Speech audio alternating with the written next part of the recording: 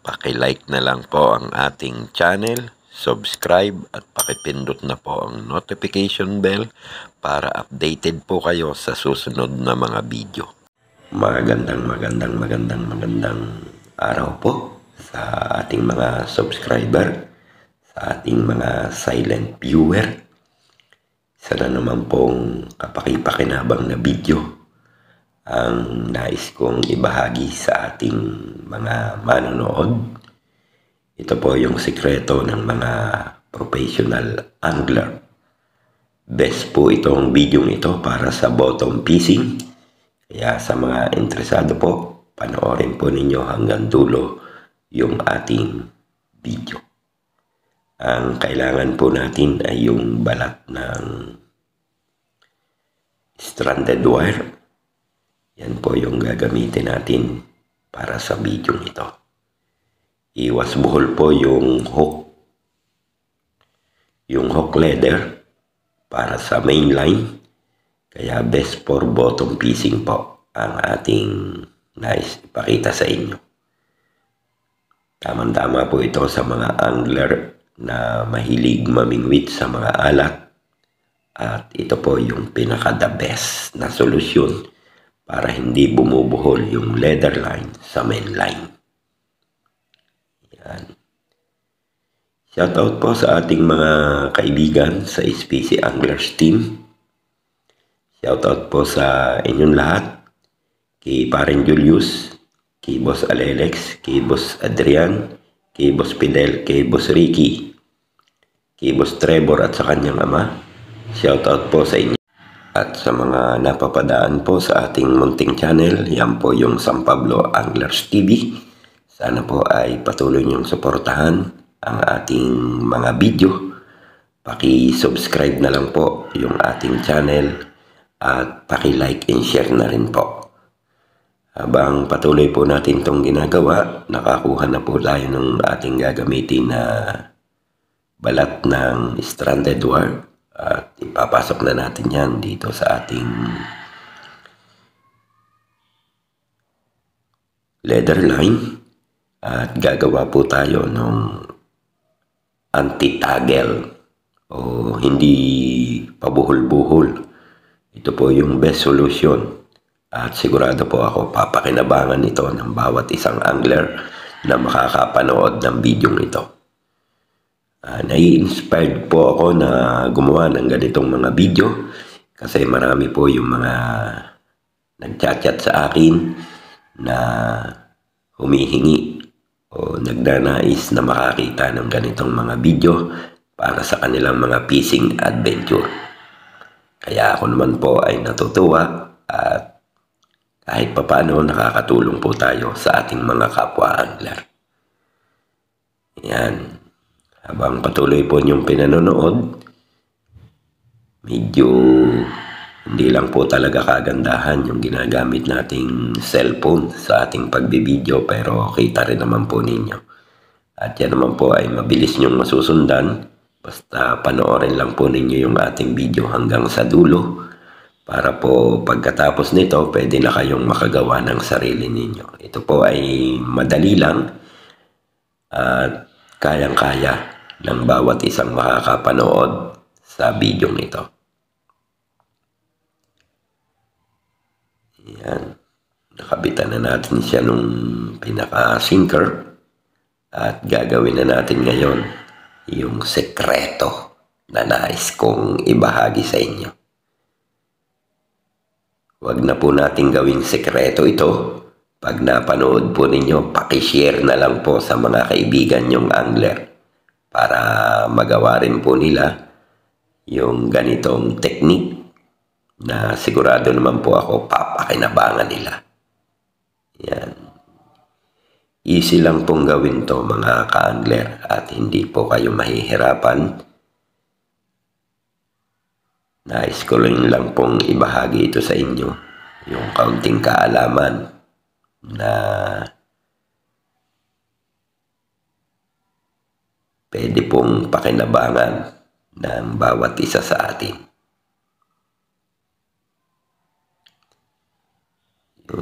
Ayos na natin yung isa.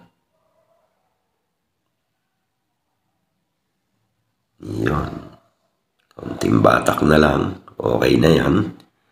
Yun. Ayos. Perfect.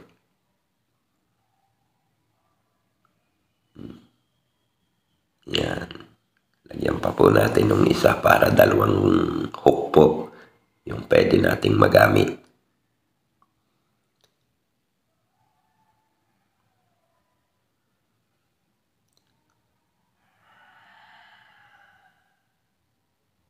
Yan.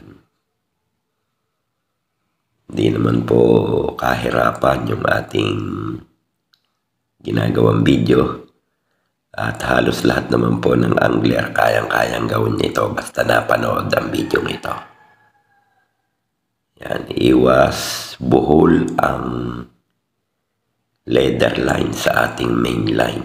Yung pinaka leader po ng ating hook. Hindi po yan laging sumasabit doon sa ating pinaka main line. Kaya madali pong makikita ng isda para sa isang mabisang fishing adventure ng bawat isa sa atin.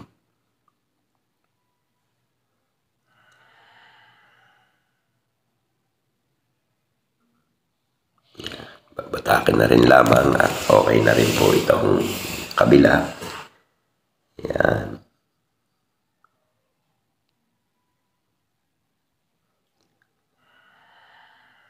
Yun. Ayos na. Bali, dalawang hook po yung ating iseset up sa video nito. Para makita po ninyo na talagang maganda at pwedeng gamitin sa ating mga fishing adventure. Ayan. Okay na siya. Okay na rin siguro yung layo niya at distansya sa bawat isa. Kakabitan naman natin siya ng hook para maipakita ko po sa inyo na hindi lalapit doon sa main line yung hook line natin. Yan. Sana po ay maging kapaki-pakinabang sa bawat isang angler na makakapanood nito at maging tulong para sa inyong masaya at maraming huling pamimingwit. Yun, okay na yung isa. Yun.